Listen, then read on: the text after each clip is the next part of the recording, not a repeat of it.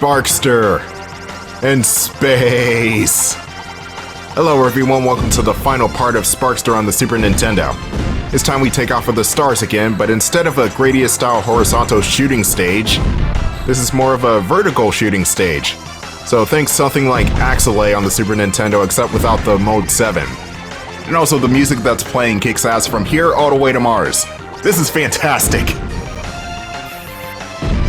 The controls for the space shooter are simple. You just use the Y button to shoot with the glider, the B button in order to swing the sword, and use the L and R buttons to do the meme.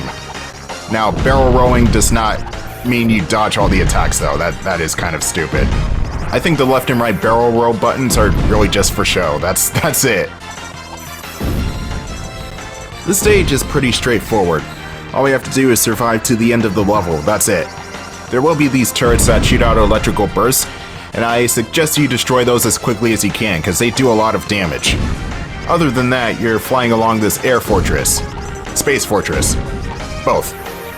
Don't worry, the Pig Empire from the first game does not show back up. If there's something I can praise the overall Rocket Knight series for, is that each game has their own different villains. Granted, you do have other franchises that benefit from, the Dr. Wily or Dr. Robotnik, just that one mainstay villain. Rocket Knight is not one of them. And that's what makes Rocket Knight unique. Every game is different. Though I suppose you do have Axel Gear, he's in every game, but he's more of a thorn to your side or a rival as opposed to an actual villain. I guess you could say that Axel Gear is kind of like Shadow the Hedgehog. Except Axel Gear is a punk and Shadow is actually the best thing ever. No, I like Axel Gear. Now, if there was a one-on-one fight between Axel Gear and Shadow, Shadow would win. Shadow would just throw Axel Gear into space with one hand.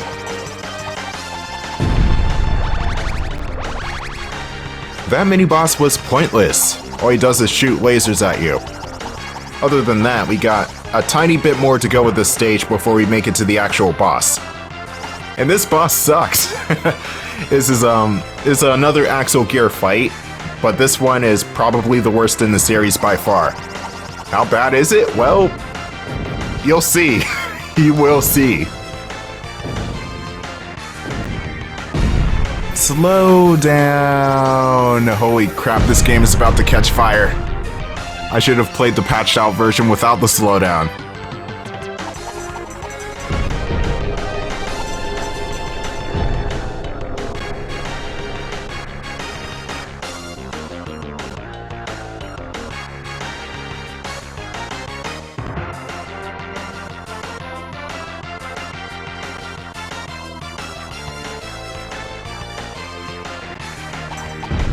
We should be coming up on the worst boss in the whole entire series.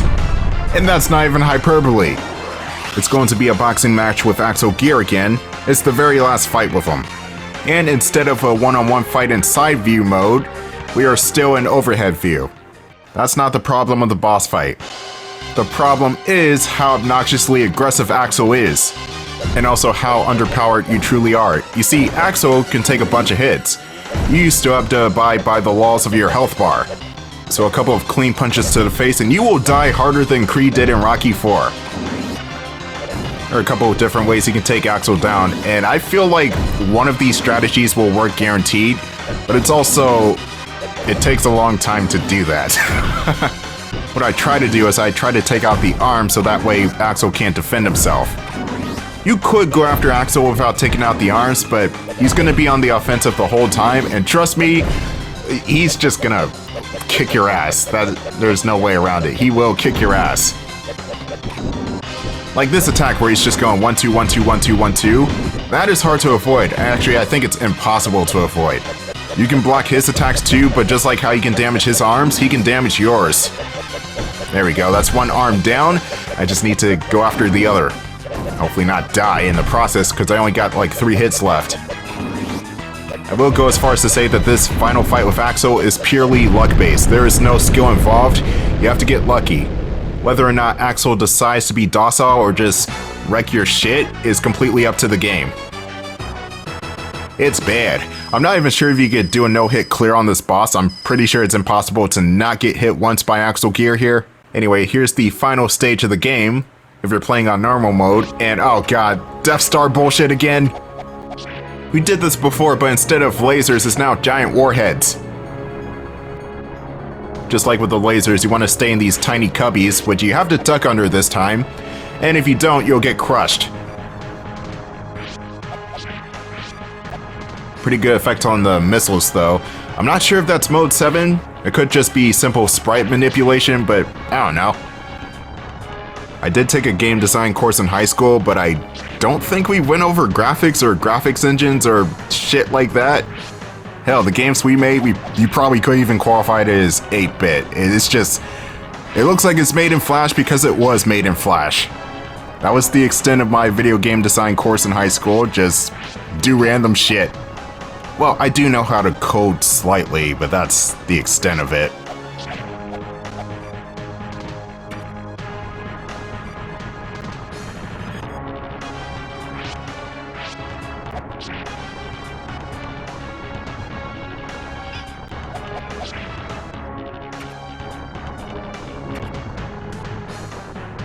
Sparkster can duck walk in this game, which is something that was not available in the previous two. I don't know why crouch walking was not a thing in the Genesis titles, but it doesn't matter at this point.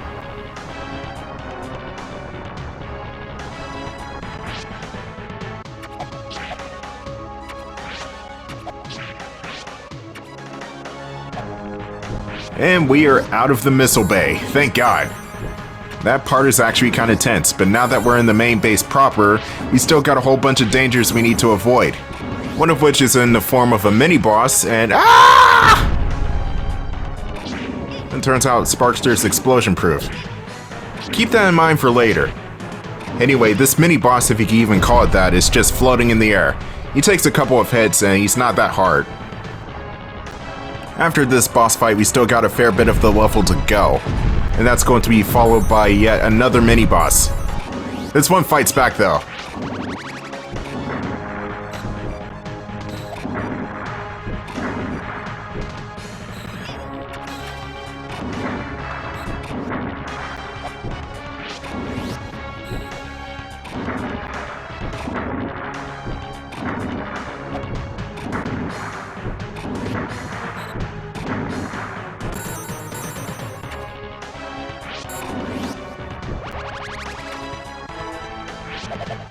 Oh boy, it's Krang, and he's flanked by the 4 crystals from Final Fantasy.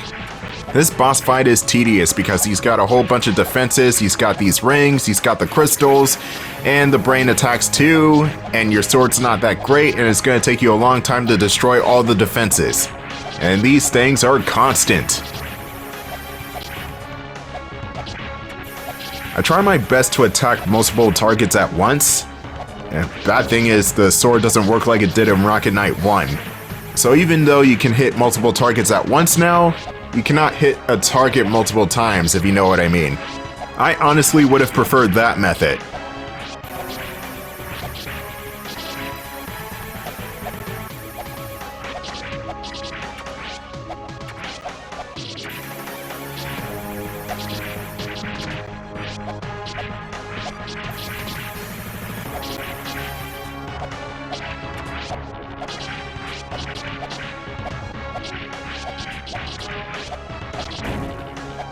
There we go, 1 ring down, 10 more to go.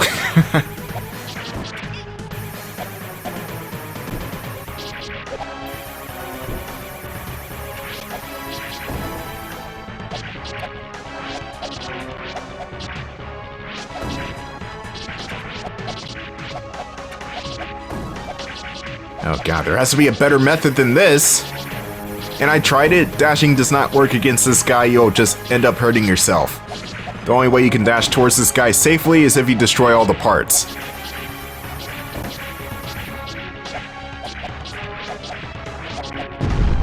The crystals do shoot lightning in some spots, but they're pretty easy to avoid. You just stay to the sides of the screen and jump.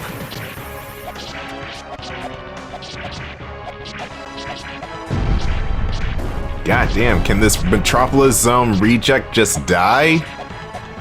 Holy crap!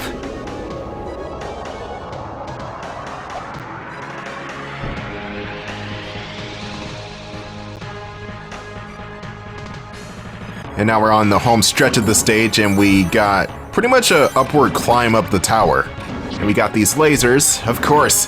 Lasers, why do they have to be lasers? Why do they have to be snakes? Oh wait, that was the previous game.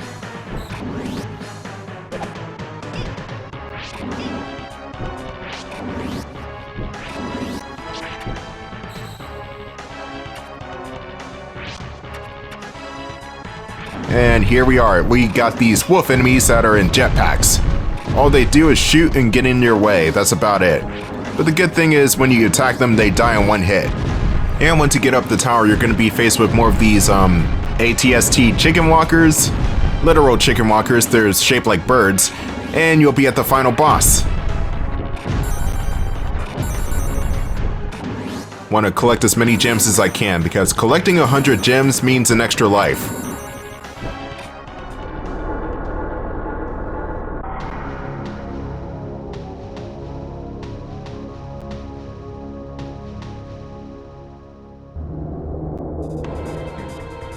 Here's the leader of the show, the Lioness.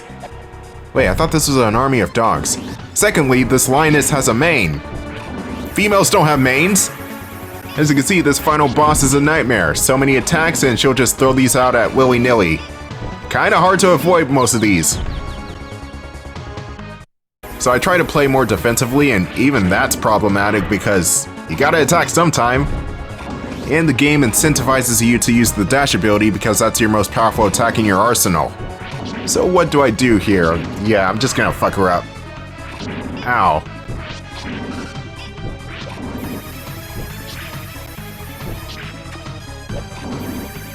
Wanna watch out for these lightning attacks. They are hard to avoid if you're on the edges of the screen. Wanna be closer to the center when those things go off. Or use a well-timed dash diagonally to get yourself out of there.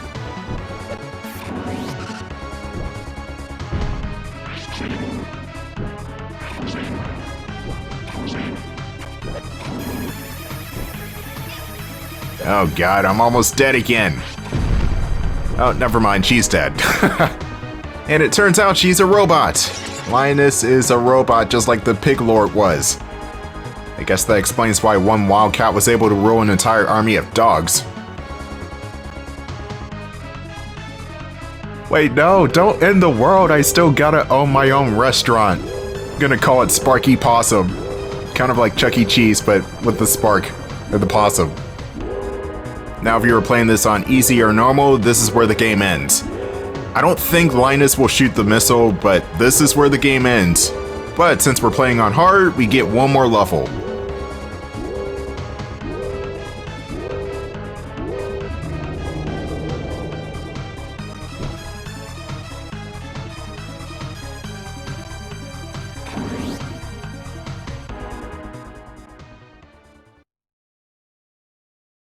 Welcome to the innards of the missile, or missile if you're British.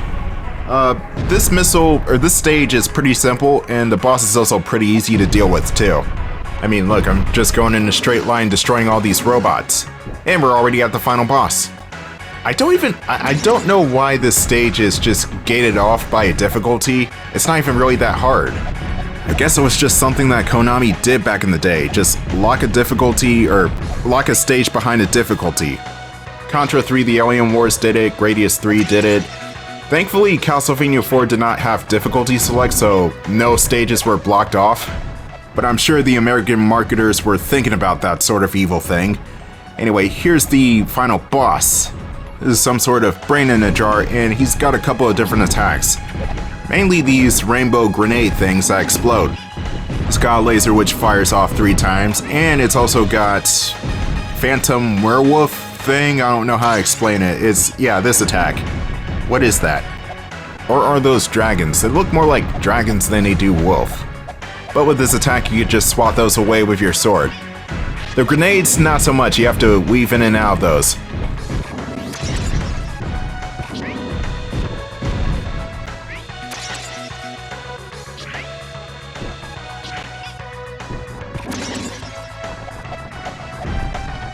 I like this final boss tune. Pretty badass way to close out this game.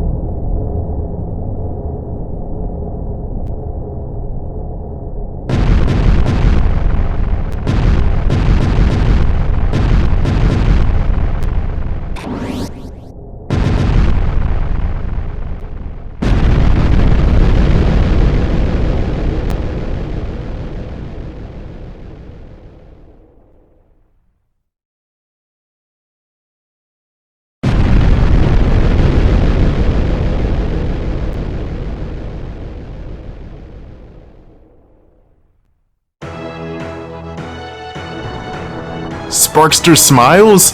What?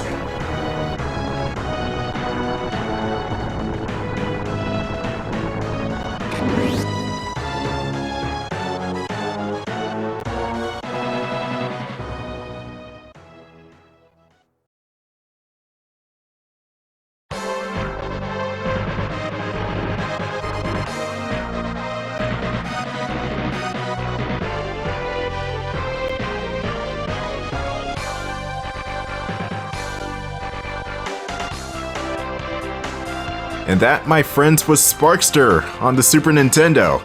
And what can I say, this is a pretty good game. Out of the trilogy, this was the game I've played the least, mainly because I did not know this game even existed until more recently. But this is a good time. It's unfortunate that this is the only Sparkster game on the Super Nintendo, or any Nintendo product ever. It's like, why couldn't it have made more of these games? What was Konami thinking? And also, why isn't there a 3D Sparkster? That would have been awesome. Just a three-dimensional Sparkster on the PlayStation or PlayStation 2. But Super Nintendo Sparky is good. Great sound effects, great soundtrack. Amazing visuals. This game looks freaking beautiful. But if I were to have one complaint about this game, it's not even based on the traps. The traps are fine. The Axle Gear fight. Holy crap, fix that thing. That fight was freaking annoying. Absolutely luck-based, and you know I hate luck-based shit in video games. But all in all, amazing game. Now, will I get to Rocket Knight for the channel, the 2010 game? No, that is a hard pass. I will not be playing that game. That game sucks. But this is where it ends, and hopefully we'll get a more suitable sequel in the future with this Sparky blue guy with Super Saiyan hair. My name is Don, this has been Sparkster on the Super Nintendo, and I'll see you guys later. For October month.